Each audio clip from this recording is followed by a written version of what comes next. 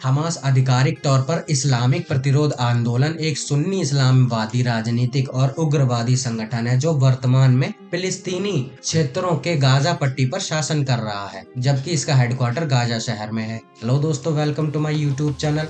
और आज की वीडियो का टॉपिक है फिलिस्तीन का विवाद। इसराइल पे मैं ऑलरेडी एक शॉर्ट वीडियो बना चुका हूँ, डिस्क्रिप्शन में लिंक मेंशन है, आप लोग जाकर देख सकते हैं। तो वीडियो स्टार्ट करते हैं। फैक्ट नंबर 1, किस डील की वजह से हुआ विवाद? इसराइल और फलस्तीन के बीच विवाद फिर से गहरा हो चुका है। हमास ने इसराइल के ऊपर टोटल 5000 रॉकेटों से हमला किया है। इस घटना के बाद इसराइल ने on record state of war alert की घोषणा कर दी है। इस हमले में इसराइल के कई नागरिकों की मौत हो चुकी है और कई घायल हैं। गौर करने वाली बात यह है कि हमास के इस आतंकी हमले के पीछे जियोपॉलिटिकल एंगल भी छिपा है। हाल ही में अमेरिका और सऊदी अरब के बीच होने वाली डिफेंस पैक्ट को लेकर एक रिपोर्ट सामने आई थी, जिसमें सऊदी अरब अमेरिका के साथ एक डील को लेकर प्लानिंग बना रहा है। इस डिफेंस पैक्ट में इस बात का जिक्र है कि अमेरिका सऊदी अरब की सुरक्षा की गारंटी लेगा, वहीं बदले में सऊदी अरब फलस्तीन को लेकर जो मांग है उससे पीछे हट जाएगा। कई मीडिया रिपोर्ट्स के मुताबिक अमेरिका इस डील को लेकर काफी उत्सुक है और जल्द ही वह उसे एक्सेप्ट करने वाला है। इस डील के होने से कुछ दिनों पहले ही हमास में इसराइल पर 5000 रॉकेटों से हमला किया गया। इस हमले में इसराइल को गाजा पट्टी के युद्ध की ओर ढकेल दिया।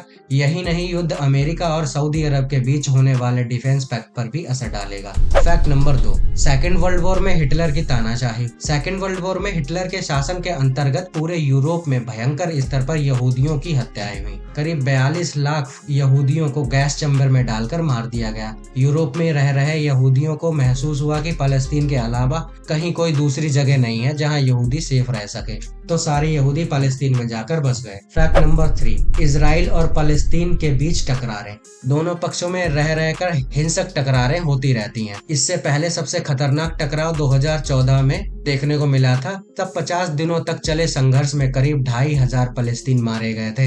इसराइल के भी लगभग 80 लोगों की जान गई थी, जिसके बाद मई 2021 में इसराइल के सुरक्षा बल यरूशलेम को अल अक्सा मस्जिद में पहुंच गए थे। वहां हुए टकराव के सैकड़ों फलस्तीन मारे गए थे। हमास ने गाजा इलाके से इसराइल पर कई रॉकेट दागे थे। इसराइल ने जवाब में गाजी पट्टी पर हवाई हमले किए। करीब 11 दिनों तक यह लड़ाई चली, जिसमें गाजा के कम से कम 250 लोग और इसराइल के 15 लोगों की जान चली गई थी। फैक्ट नंबर 4, हमास कितना मजबूत है? रिपोर्टर्स की माने तो हमास इजरायली सेना के मुकाबले कमजोर संगठन ही है, लेकिन इसे कम आंकना भूल होगी। बीबीसी की रिपोर्ट्स के मुताबिक हमास के पास रॉकेट से लेकर मोर्टार और ड्रोन तक की कैपेसिटी है। हमास अपने हमलों में सटीक निर्देशित एंटी टैंक मिसाइलों का भी यूज करता है। हमास मुख्य रूप से गाजा पट्टी में हथियार बनाता है। इसराइल का दावा है कि हमास ने ईरान से हथियार बनाने की टेक्नोलॉजी हासिल की है। फैक्ट नंबर 5, टेक्नोलॉजी में बहुत आगे है इसराइल। इसराइल देश भले ही छोटा है, लेकिन टेक्निकल के मामले में इसका कोई जवाब नहीं है।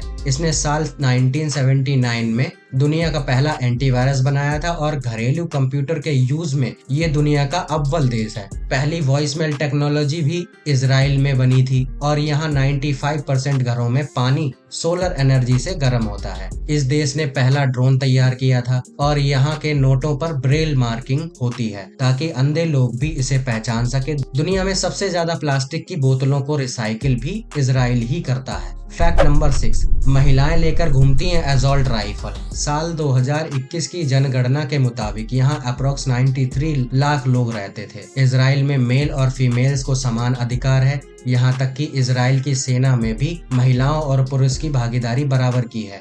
दुश्मनों से घिरे हुए देश होने के नाते यहाँ के हर नागरिक के लिए मिलिट्री ट्रेनिंग जरूरी है और उसे 3 साल की सर्विस सेना में देनी ही होती है। इसराइल में महिलाओं को अपने साथ बड़ी बड़ी असॉल्ट राइफल लेकर घूमते हुए देखा जा सकता है। ये उनकी और किसी भी नागरिक की सुरक्षा के लिए होती है। दोस्तों, एवरी सैटरडे में लॉन्ग वीडियो पोस्ट करता हूँ और बाकी के डेज में शॉर्ट वीडियो। आज की वीडियो में इतना ही, मिलते हैं नेक्स्ट वीडियो में। आगे क्या बोलने वाला हूँ आपको पता ही है। वीडियो लाइक, शेयर और सब्सक्राइब कर दो अगर आपको वीडियो इन्फॉर्मेटिव लगी हो तो। बाकी आपकी मर्जी है। Thank you, bye.